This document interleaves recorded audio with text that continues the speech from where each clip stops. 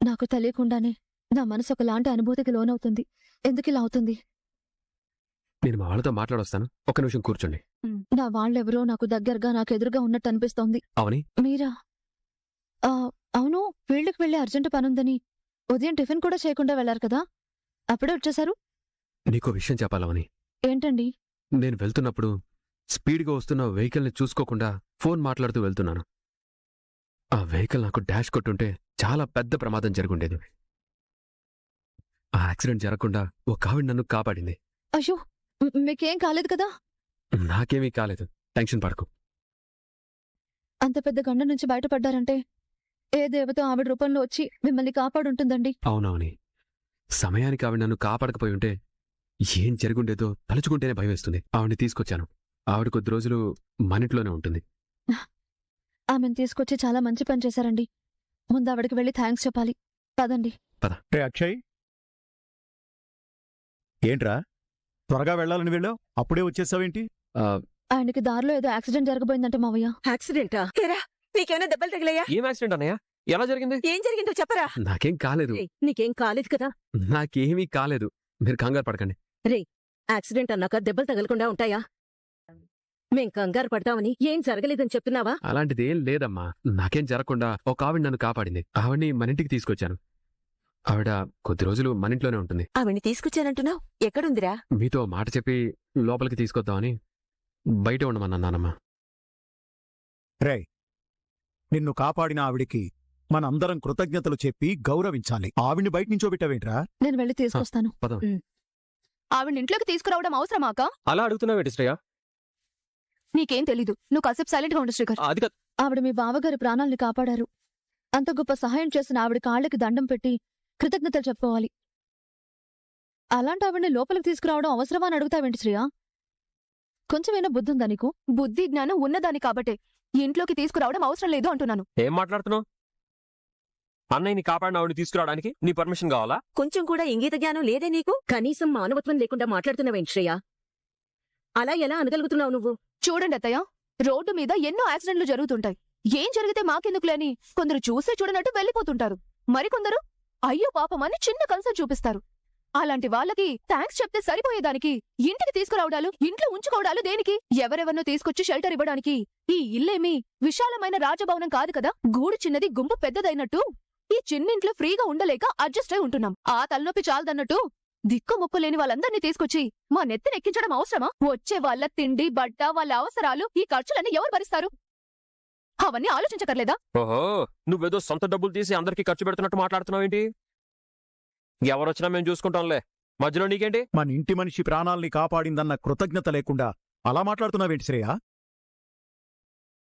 మానవత్వాలు, సంస్కారాల్లాంటివి ఉన్నవాళ్ళైతే ఇలా మాట్లాడుండేవారు కాదు నాన్న. కరెక్ట్ అన్నయ్య, సమయానికి పల్లవి లేదు కాబట్టి సరిపోయింది. ఉండుంటే అది కూడా ఇలాగే నోటికొచ్చినట్టు వాగుండేది. వీళ్ళ మాటలు, వీళ్ళ మనస్తత్వాల గురించి మనకు తెలిసిందే కదన్నయ్య. మనం వీళ్ళ గురించి ఆలోచించడం, వీళ్ళనే మాటలకి ఫీల్ అవ్వడం వేస్ట్. వదినా, ముందు నువ్వు వెళ్ళు, లోపలికి తీసుకురాపో. శ్రేయ అన్న మాటలు గనక వినుంటే ఆవిడ చాలా బాధపడుతుంది. వెళ్ళి ఆవిడ్ని తీసుకురామ్మా. ఆవిడ్ని లోపలికి తీసుకొచ్చిన తర్వాత నువ్వు ఇలాగే మాట్లాడితే మర్యాదగా ఉండు శ్రీయ. అది గుర్తుపెట్టుకో. ఏవండి ఏవండి ఏవండి ఏవండి ఏవండి ఏవండి ఏవండి ఏవండి అమ్మా, అవని, అమ్మా అమ్మా, నిన్ను చూడాలని నేను తమ్ముడు కలిసి నీ దగ్గరకు వచ్చాం.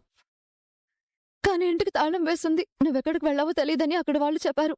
నేను మిమ్మల్ని చూడాలని ఈ ఊరొచ్చానవని. కాని మీరెక్కడున్నారో తెలియక మీకోసం 2 రోజుల నుంచి వెతుకుతున్నాను. అయ్యో, మాకోసం నువ్వు వెతకడం ఏంటమ్మా? నాకో తమ్ముడికో ఫోన్ చేస్తుంటే మేమే నీ దగ్గరకు వచ్చేవాళ్ళం కదా. మీ ఫోన్ నెంబర్లు పోవడంతో మీతో మాట్లాడలేకపోయాను. మీరెక్కడున్నారన్నది తెలియలేదు. నాకు తెలియకుండానే మీ ఇంటికొచ్చానన్నమాట. అమ్మా, నువ్వు కాపాడింది ఎవరినో తెలుసా? మీ అల్లుడి గారిని నువ్వు కాపాడావమ్మా. అవునా? అవునమ్మా. ఆయన పేరు అక్షయ్, నా భర్త. రామ్మా. ఏంటమ్మా, రా. భరత్ చెప్పిన అడ్రస్ గుర్తుపెట్టుకొని నీకోసం ఆ ఇంటికెళ్ళాను. మీరక్కడ లేరని తెలిసింది. అయినా అంత పెద్ద ఇంట్లో ఉండే మీరు ఇప్పుడు ఈ ఇంట్లో ఉంటున్నారేంటి? అదంతా ఒక పెద్ద కథమ్మా. నీకు తర్వాత చెప్తానులే. ముందు మా వాళ్ళందరికీ నిన్ను మా అమ్మవని పరిచయం చేస్తాను. రా అమ్మా. నిన్ను చూసినందుకు చాలా సంతోషంగా ఉందమ్మా. కానీ నేను రావడం మీ ఇంట్లో కొంతమందికి ఇబ్బందిగా ఉంటుంది. వద్దులే అవని. అమ్మ శ్రేయ మాటలు విన్నదన్నమాట. అందుకే నేను బయటకొచ్చేలోగా వెళ్లాలని ప్రయత్నించింది. ఇప్పుడు రానంటుంది కూడా అందుకే. అయ్యో అమ్మా, నీకు తెలియందేముందమ్మా. ఏ ఇంట్లో అయినా అందరి మనస్తత్వాలు ఒకేలా ఉండవు. వాళ్ళ మనస్తత్వాల కోసం బంధాలని బంధుత్వాలని వదులుకోలేం కదా.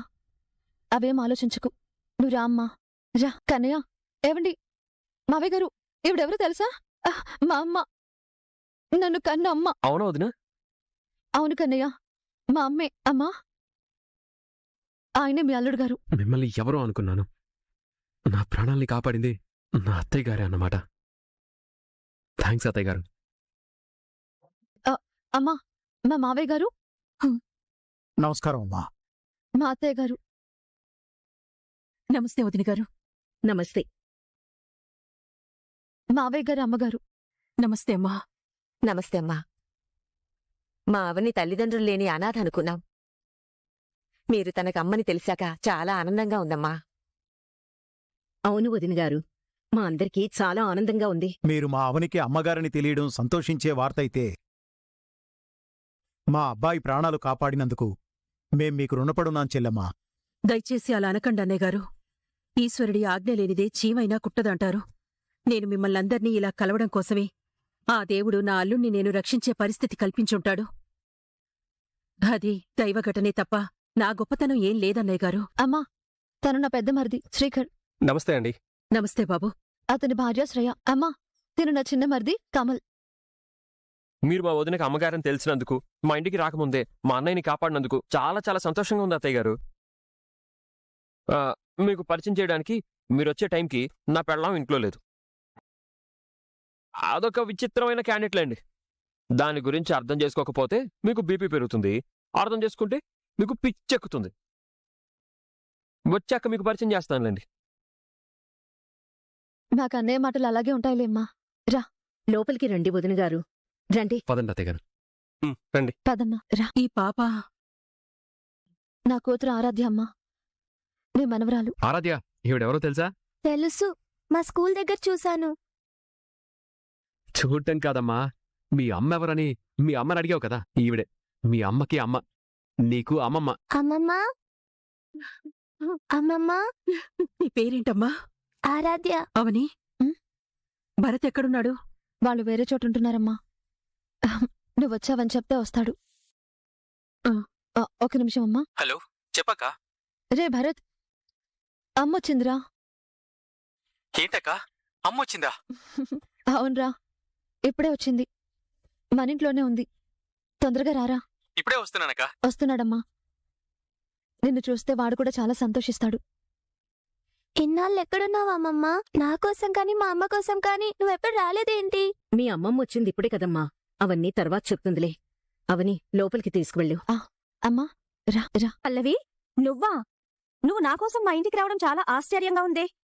నీతో చిన్న పనుండొచ్చాను. అవునా? రా. నీకు నాతో పనేముంటుందే? ఉండకూడదని రూలేం లేదు కదా. సరే, ఏంటో చెప్పు.